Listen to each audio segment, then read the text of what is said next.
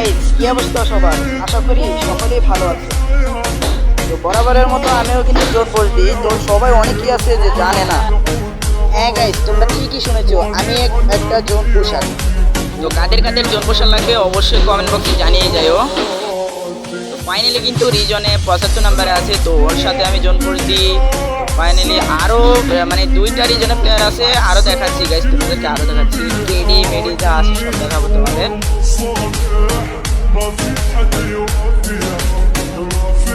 তো গাইস আরেকটা আছে হলো রিজনের প্লেয়ার, তো এটা হলো 53 নাম্বার আছে।